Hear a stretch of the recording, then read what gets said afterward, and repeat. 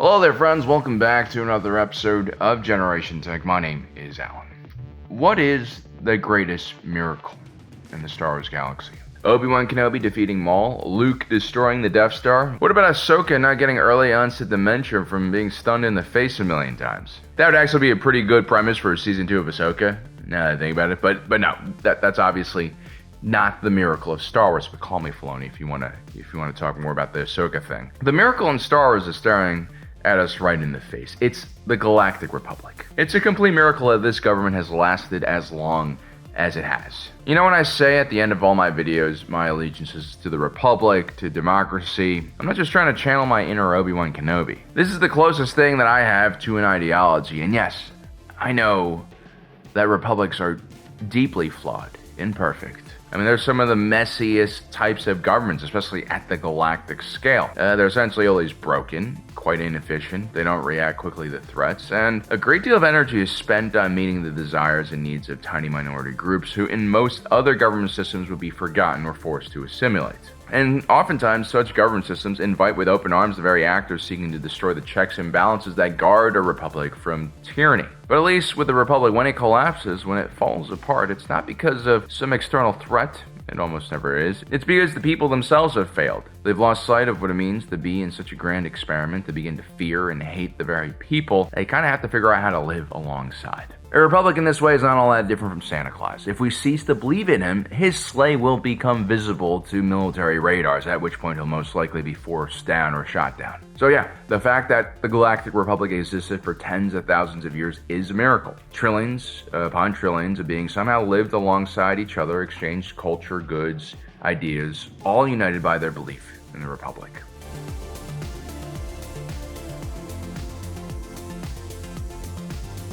Singaporeans love their country. They love their country so much, sometimes it gets on my nerves. That's because I'm just being a hater.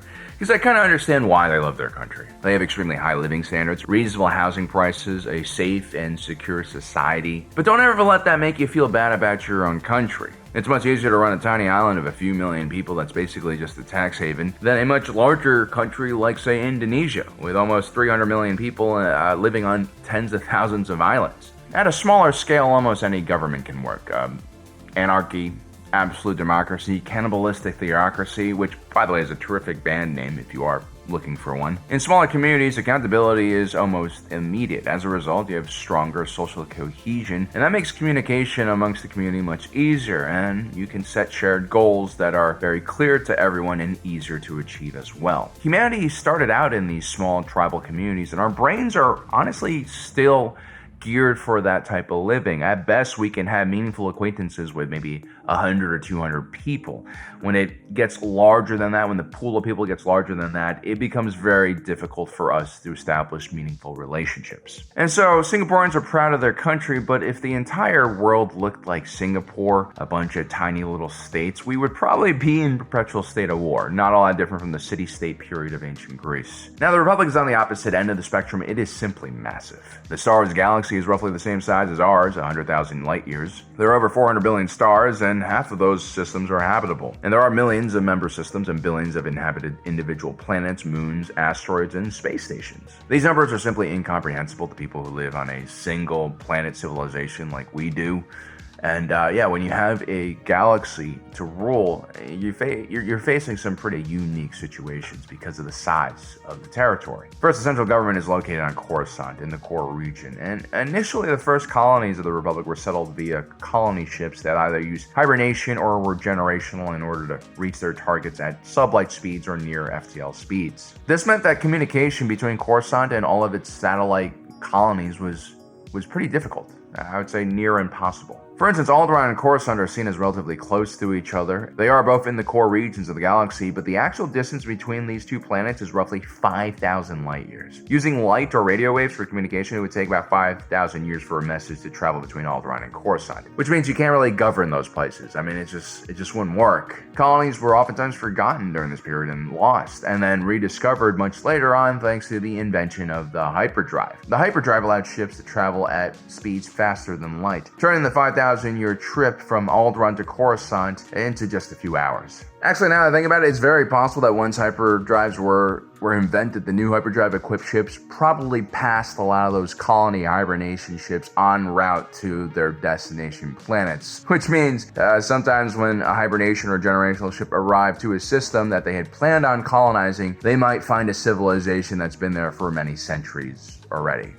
Which is awkward. If you guys have played Starfield, you might know what I'm talking about. But anyway, the discovery of hyperdrives significantly changed communications. Communications went from subspace radio waves to faster than light speeds as well. In Star Wars, you can send messages through these tiny little hyperspace tunnels called S-threads, and yeah, basically these messages get there much faster. But still, it took time, hours, sometimes days for news to reach the far ends of the galaxy. Think the Roman Empire with all of their, couriers on horseback, but at a galactic scale. Things get very confusing. As advanced as this communication system is, it becomes increasingly hard for the central government to react to things happening, especially in the peripherals, and this requires authority to be delegated to local and more regional officials who can react quicker to things. This delay in communication and reliance on local authorities only weakened the Republic's grip on power. It also turned information into a weapon and commodity, which only created more confusion. I mean, imagine if you're a trader in the Coruscant Stock Exchange, and there's a huge breakout of the Blue Shadow virus in one of the Outer Rim agricultural worlds. The individual with the quickest access to that information can make a lot of money by shorting the agricultural company affected, or just by buying stock in their competitor. This becomes a pretty big problem. You want to see people make more money because they have a courier on standby with a Class 0.5 hyperdrive or something like that.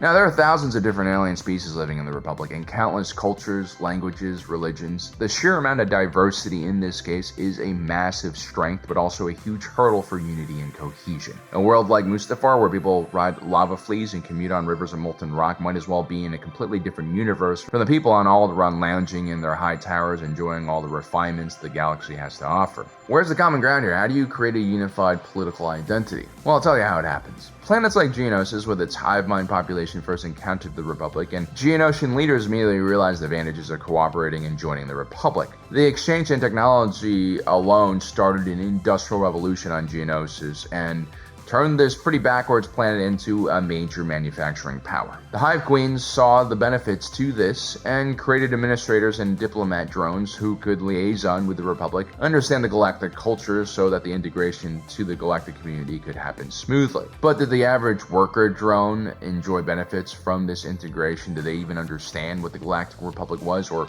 travel amongst the stars? Probably not. Things didn't change much for them. There are many worlds like this, usually non-human worlds that were set up with a tiered caste system, where a small group of usually better educated and wealthy individuals interacted with the galactic community, adopted the culture of the community, while back on their home planets, the average citizen or subject was still completely disconnected with the wider galaxy. Take Doan Barnes, for instance, whose planet existed inside of a dark nebula. Most of the individuals in their society never left the planet. The same thing could be said for the methane-breathing Skakoans and even the Kaminoans, who were extremely xenophobic and isolationist. The Republic had to greatly compromise in order to accommodate so many member states. It only rejected extremely violent or unreasonable worlds from membership, like the Zygerian slave empire, for instance, which, kind of violated the galactic constitution. But through all of this compromise, the Republic sort of devalued, what they stood for. In order to be the entire galaxy's government, the Republic's ideology became diluted in order to pitch as wide of a tent as possible. As such, the Galactic Senate, which was made up of many different species, cultures, became a circus, characterized by endless bureaucratic gridlock and an inability to pass meaningful legislation and reform. This is why the Galactic Republic has always been a very weak central government. Its focus mainly concerned issues of trade and security. Cultural and social issues were generally handled at the local level. In this way, the Galactic Republic has some similarities to the United Nations. I'm not just gonna rip on the UN here, I'm sure the comment section will do it for me, but yeah, it's a pretty ineffective global planet-wide organization. You have 5 permanent members on the Security Council, which includes China, Russia, and the United States. And because of the political and cultural differences between these two superpowers and Russia, their UN is rendered ineffective at stopping major conflicts from erupting. But at the same time, if the United States or China got into a shooting war, Technically speaking, their diplomats would still have to meet each other at the UN's annual meetings, which is the real purpose of the UN, which I think, a lot of the UN's critics kind of overlook. Don't set your expectations too high. And that very much explains also the Republic's role in the galaxy. It's just kind of there to mediate and provide a place where dialogue can happen.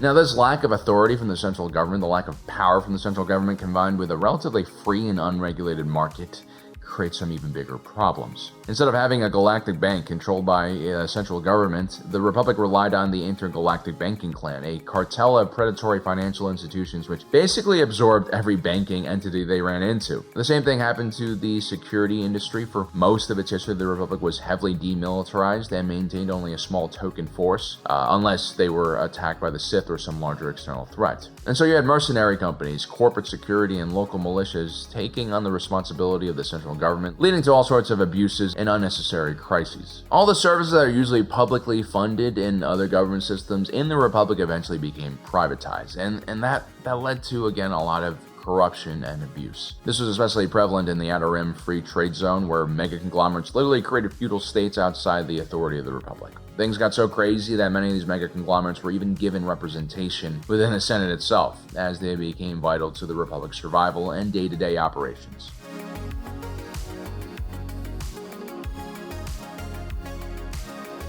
A huge glaring issue of the Republic was the relationship it carved out with the Jedi. The Jedi were convinced early on in the Republic's history to be defenders of democracy and protectors of the people. This is a relatively vague mission that isn't governed by rules or laws, and to the Jedi's credit, their moral purity, thanks to their code and strict discipline, meant that for the most part, the Jedi did act properly and serve the galaxy well. But at the same time, the Jedi kind of became a crutch for the Republic, which is not a good thing. What started out as an anti-Sith peacekeeping force developed into a separate branch of government with an extraordinary amount of power and resources, but no real accountability or checks and balances to its power. Again, to the Jedi's credit, for most of its history, it did great things, which led to good outcomes, and therefore the Republic never bothered to reform or create institutions to, do what the Jedi were doing. And by accepting this informal relationship, the Jedi put themselves in a trap that was exploited by Palpatine. There was always the possibility for the Jedi to abuse their power, and the Sith maneuvered the Jedi perfectly into a no-win situation at the end of the Clone Wars, with the reveal that Palpatine was a Sith. Mace Windu would confront Palpatine in an attempt to execute him without support from the judicial branch or Senate. At which point, sesame chicken and broccoli with fried rice from China Garden.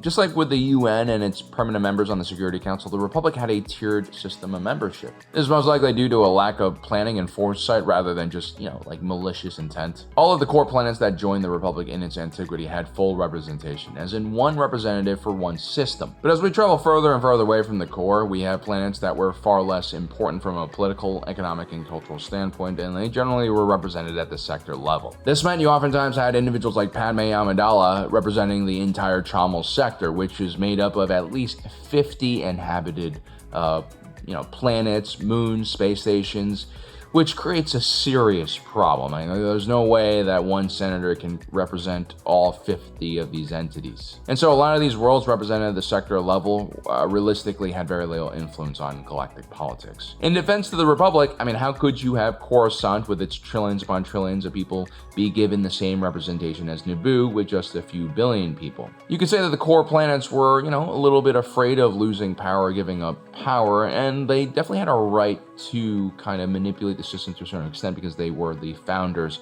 of the Republic. It's an imperfect solution to a hard-to-solve problem, but the Republic let this problem grow larger and larger with each ring of expansion. The Electoral College in the United States also kind of distorts representation, but almost in the opposite way, where people in more rural and sparsely populated areas have more power than people who live in urban centers. For instance, as someone who lives in New Jersey, we have about 14 electoral votes for a population over 9 million. That's about 650,000 people per one electoral vote in New Jersey. If we compare that to Wyoming, no hate to Wyoming, beautiful state, I love the people there, but in Wyoming it's about 195,000 people per one electoral vote, which means that a Wyoming voter in some ways has 3 times more power than a voter in New Jersey. To make matters worse, in New Jersey, the state contributes about $350 to $400 billion in tax revenue. And for every $1 of taxes that I pay, I get about 90 cents back